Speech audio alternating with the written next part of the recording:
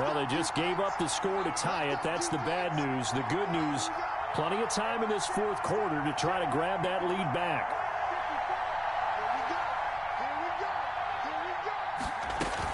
Here's a handoff to Hines to begin the drive. And from the 25, they worked this to the 29, a gain of 4. Well, they did throw interceptions on their last 2 drives, so no surprise at all they decided to start it with a running play. I'm actually a little bit surprised, though, that they got as much out of it as they did. Yeah, decent little gain. Puts them in a pretty good spot for second down. The run got 4. Now they deal with a 2nd and 6. They run with Taylor, and he'll be brought down right around the 37. That one, a first down pickup of 8. Another carry for their leader and a good one. It's crunch time. They'll need him to continue to be productive in both the run and passing game in order for them to try and snatch a victory.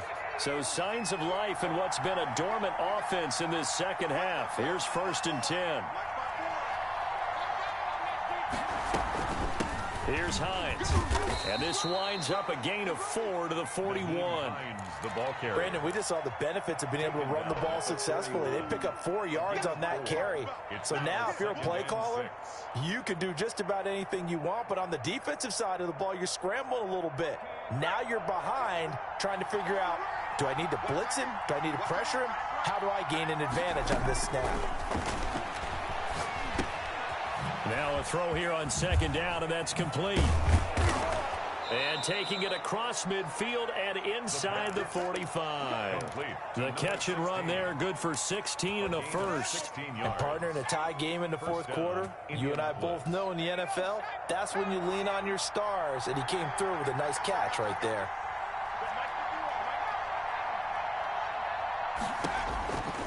Now on 1st down, he'll drop to throw it. The pass underneath, here's Hines with it. And he's going to get a solid gain of 9 before being brought down. 2nd and right at a yard. A gain of 9. And at his size, he's a smaller back. You can get him to football. He can kind of get lost, make someone miss. It's good for him. Yeah, it's great for him. I like what you said there. Sometimes he gets lost in the traffic a little bit, but get him out in the open field into some space. That plays to his strengths the best and keeps him out of it where all the big boys are, you know, make someone miss in the open field. And this is going to be intercepted. Picked up by Carl Joseph. And a great return as they're finally able to take him down. So how about that for a momentum switch? We're in the fourth quarter and it's a tie game. You've got to take care of the football here. Now their opportunity to take the lead right out the window, and everything is flipped in the other direction. They'll start on the ground with Lindsey, and he'll be taken down at the 18. 5 yards is the tally on 1st down. That brings up 2nd and 5. Brings up 2nd and 5 at the 18-yard line. Now the Broncos are going to call the first of their timeouts. That'll leave them with 2 remaining. We'll be back after this. Under 4 to go now as they come up on 2nd down.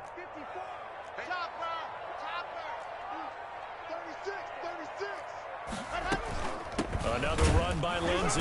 He is taken down at the 21 after a short gain of 2. Now that's a mountain of a man that just made that stop, isn't it? But he's more than that. This guy's nimble and quick. More than a space eater, he just made a great play there. This is 3rd and 2. Maybe the biggest play in this football game. They stay on the ground. This time it's Williams. And he's going to lose yardage here. Back to his own 18. Sometimes you just sit back and marvel at what he can do defensively. Speed, strength, quickness, he's the whole package. And that package just wrapped up the runner for a loss. 44 on his first punt, and this is a good kick as well. That's going to go in the books as a 55-yard punt. Well done. And the Colts will go on offense here, 1st and 10. The Colts going to use the first of their timeouts. That'll leave them with 2 remaining. We'll be back after this. Some pretty good games all weekend. We may have saved the best for last. This Monday night game has been a dandy. Trying to shake off the interception from the last drive. He'll look to throw. They find some open field here. And they work this well upfield across the 45. A good pickup there at 22. I like what I'm seeing from them here. Tie game in the fourth quarter. They understand the situation. They don't need to be in any rush. Go ahead and huddle up and run your offense. That last completion will put them in a nice position to take the lead in this game. Credit him with a 1-yard gain there to make it 2nd and 9. Seems pretty obvious defensively a key was stopping the run game. How have they done it so successfully? To me, it seems that these guys really did a nice job of paying attention during the scouting report meeting. And you know, Brandon, when they do those, they talk about the top plays that these guys like to run. The best runs for the top running back. Those are the ones you focus on and want to take away. And they've done that pretty successfully in this game. Only gets 3 yards there on the heels of the 1-yard pickup. Sets up 3rd and 6. Brings up 3rd down. Getting down to the good stuff. All tied with 2 minutes remaining on EA Sports. So the Colts in possession of the football as we get you reset. And let's see what they've come up with offensively after having time to talk it over. They'll try and set up the screen to Hines.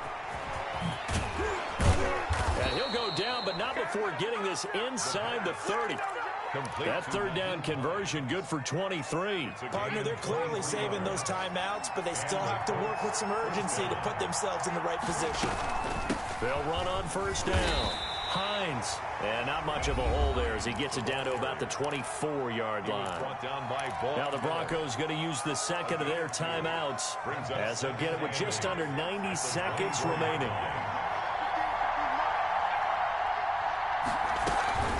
They stay on the ground. Again, it's Hines. They follow up the gain of 2 with a gain of 1 that time. I like it. I like the call. Still an opportunity to run the football and chew up a little more time off the clock. 3rd down.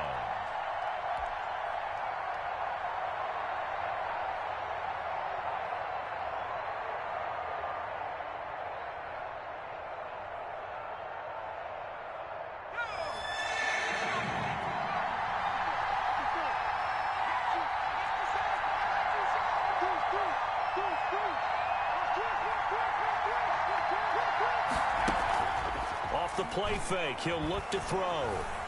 He's going to let it go deep for the end zone. And this is going to be intercepted.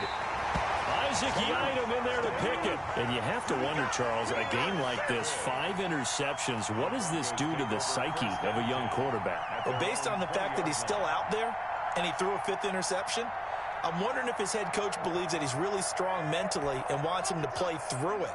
Because otherwise, you need to get him out and fight another day because this could leave lasting damage if he keeps throwing interceptions.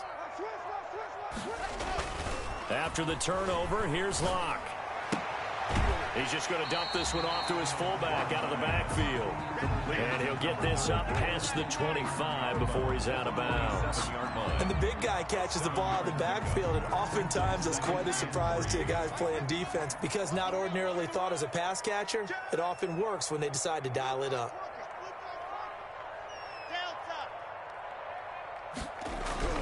To throw is Locke. That might feel like a little bit of a lost opportunity there for the offense because the defense brought pressure that time. And sometimes against that, you can get out to your running back, and it can turn into a big gain downfield. But what a nice job they did getting to him quickly and holding him to a short gain. They'll try and run for it with Lindsey. And he's going to run into a brick wall right in the middle of the field, and I don't think he got there. Now the Colts going to burn the 2nd of their timeouts as they stop it here with just under 40 seconds to go in the game. The Broncos send out their punter now as he's on here to punt it away. Averaging 50 yards a boot so far as this one's away. That'll be put in the books as a 53-yard punt. And the Colts are going to take over, albeit deep in their own territory. The Colts come to the line ready to start their next drive. They've got work to do, but they do still have a bit of time here. And they've got to feel comfortable with that, but they have all their play sequences called. they get out of bounds, that allows them to huddle and call another play. But if they don't, it's hurry up to the line of scrimmage and either... And this is going to be intercepted. Picked up by Michael Ojemudia. And he will not get all the way home, but he will take this back down to about the 2-yard line. Charles, whatever's going on between his ears right now, it's just not completely calculated correctly. 7 picks between last week and this week after that one. And they always say the most important part of a player is... And that's a touchdown as they've broken our tie here in the final minute of the 4th. Did you see them hold up 4 fingers at the start of the 4th quarter? They were ready. They were definitely ready. They may or may not have done that, but they certainly have played that way. The 4th quarter has belonged to them, and now the lead belongs to them as well.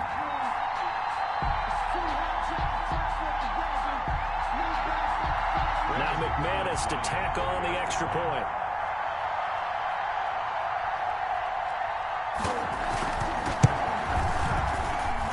It's up and good, and that'll make the score 21-14.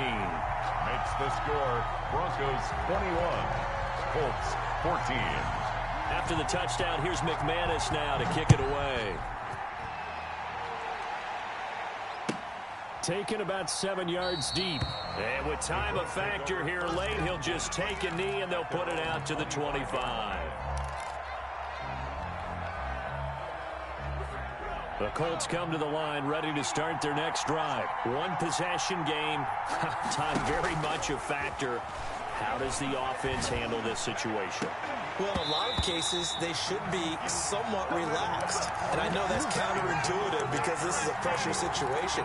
But this is Friday practice every week of the season. You go over this situation, having to go downfield, limited timeouts, got to get out of bounds and keep the drive going and set yourself up. Defensively, you can't just lay back and let them do whatever they want. So it is a cat and mouse deal here. How much pressure will the defense bring, and how much pressure can the offense handle? We're going to find out. They'll try and set up the screen. It's complete. And from the 25, they work this to the 29, a gain of 4. And a timeout coming in. This will be their final one with 10 seconds remaining. Now they'll try to convert on 3rd and 6 after the 4-yard completion. Back to throw. He's going to let it fly. And, oh, a crusher there as it's intercepted. Isaac Yiadom picks it. And that is going to seal this victory as time runs out. Well, we were on hand for a fun and entertaining game here, coming down really to that last play. Great job defensively to get the pick and seal it. And we know that every play during a game matters. You're never sure which one's going to be one of the key ones. But at the end of the game, when you analyze it, 3, 4, 5 plays are going to be the ones you focus on. And that last play was one of them.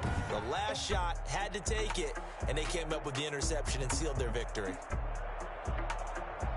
So for Denver, the win keeps them barely hanging on to their playoff hopes as they move to 4-7. And they will hit the road next week to take on the LA Chargers. Meanwhile, for the Colts, the problems just get worse and worse as they fall to 2-9 now on the year. And they'll get a chance to redeem themselves next week at home against Jacksonville. So for our entire crew, alongside Charles Davis, I'm Brandon Gaudin. Thanks for watching, everybody. We'll see you next time.